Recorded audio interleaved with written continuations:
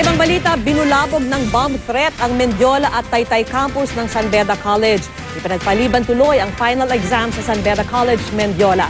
Saksi si Emil Sumangil. Biyernes na biyernes at finals exam pa naman, pero pinalabas sa mga estudyante at empleyado ng San Beda College sa Mendiola. May tumawag kasi at nagsabing may bomba raw sa loob ng campus, kaya masusi itong sinuyod ng Manila Police Bomb Squad. Sinasabi nila meron daw pong sinasabing bomba, pero as of now, kiniklear pa po namin ngayon. Nag-announce na lang po na may bomb threat, kaya po, yun po, lumabas na po. Sabi sa after ng training namin, may parang lumapit na janitor.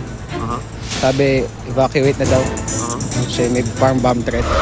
Suspended na yung klase. Tapos, yan, pati office na. Matapos ng 3 oras, walang nakitang anumang pampasabog sa campus. Dispayado tuloy ang mga estudyante na papasok pang muli dahil na-reset ang finals exam. Nagkataon ding may bomb threat sa Taytay Rizal campus ng San Beda na itinago raw sa ilalim ng isang kotseng ipinarada sa loob ng paaralan ayon sa isang caller. Kahit ito, negatibo rin ayon sa pulisya. Hindi patiyak kung may kaugnayan sa isa't isa ang mga bomb threat. Wala ring tugon ng pamunuan ng San Beda. Emil Sumangil ang inyong saksi.